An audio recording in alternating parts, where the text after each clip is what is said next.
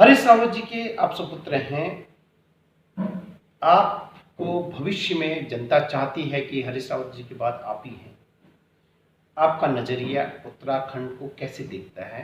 आप थोड़ा सा हमारे व्यूअर्स को बताइए कि आपकी अंतःकरण में, आपके मस्तिष्क में उत्तराखंड के विकास के लिए क्या गाथा गुथी गई है?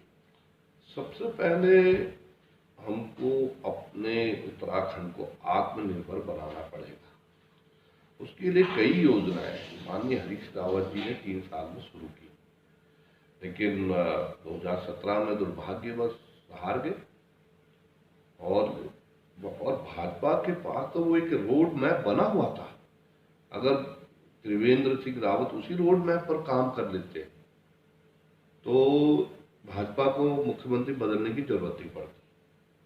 और जहाँ तक नजरिया यहाँ, क्योंकि आप देख रहे हैं कि बाहर के लोग आके हमारे पहाड़ों में अब जमीन ले रहे हैं, जबकि पहले तिवारी जी ने कानून बनाया। ये मेरा मेरा वो भी है, भू कानून। हाँ, भू कानून बनाने का काम तिवारी जी ने, हमारी सरकार ने शुरू किया था। फिर खंडूरी जी ने इसको आगे बढ़ाने का काम किया। लेकिन आज जो वर्तमान मुख्यमंत्री हैं त्रिवेंद्र सिंह रावत जी, उन्होंने इस पर कोई काम नहीं किया।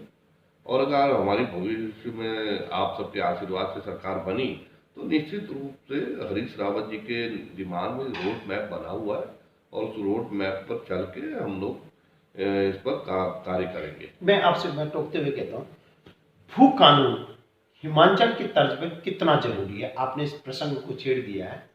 कितना जरूरी है उत्तराखंड के भविष्य और समृद्धि के लिए?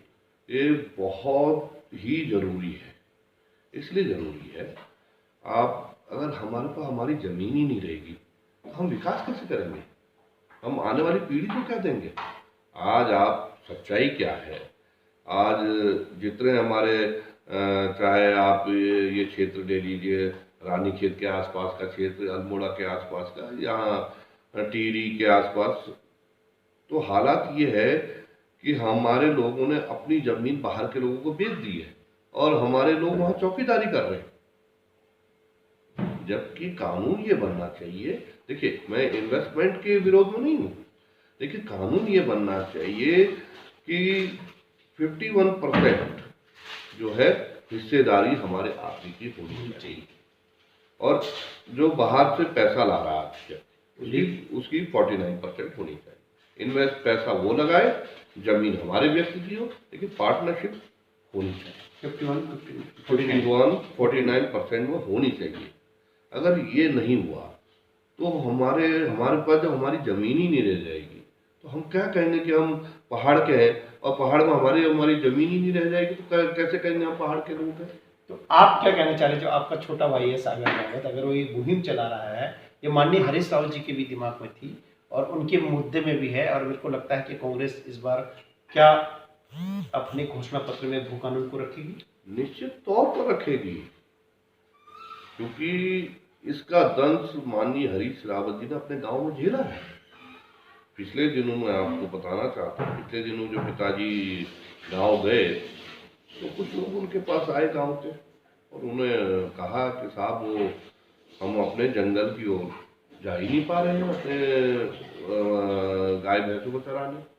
उन्होंने पूछा ऐसा क्यों? तो उन्होंने कहा कि साहब वो ऊपर जो है हमारे नई रोड आई है तो वहाँ लोगों ने खरीद फरोख्त शुरू कर दी है और जमीन खरीद के सबने अपने अपने गेट लगा दिए। अब वो हमको मना करते हैं। तो बाबूजी ने फिर, हाँ भाई बात उसकी भी ठीक है क्योंकि वो खरीद चुका है, लेकिन आपकी भी ठीक है क्योंकि आपकी पुश्तैनी रास्ता है। और उन्होंने जाकर उस व्यक्ति से बात की, फिर उसने रास्ता दिया। लेकिन हर जगह तो हरीश रावत जैसा प्रभावशाली व्यक्ति नहीं हो सकता मौजूद।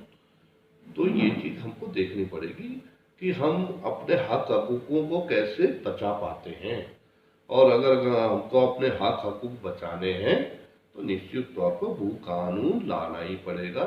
और मैं इस चैनल के माध्यम से आपको बधाई देना चाहता हूँ, आपने उत्तराखंड के मर्म को समझा है। और ये बहुत, आज हो सकता है कई लोग मेरी इस बात से नाराज हो जो प्रॉपर्टीज का काम करते हैं, लेकिन जब तक भू कानून नहीं होगा, अगर हमारे पास हमारी जमीन ही नहीं रहेगी तो हमारी क्या पहचान रह जाएगी। तो अगर अब पहचान अपनी बचानी है तो भू कानून बहुत जरूरी है। बहुत बहुत धन्यवाद। ये थे श्री वीरेंद्र रावत जी, और वीरेंद्र रावत जी उत्तराखंड के भविष्य हैं, और ये निश्चित तौर पे माननीय हरीश रावत जी के बाद पूरे उत्तराखंड की जनमानस इनकी तरफ टकटकी लगा के देख रही है, और इनके विचार भी वही हैं कि भू कानून यहाँ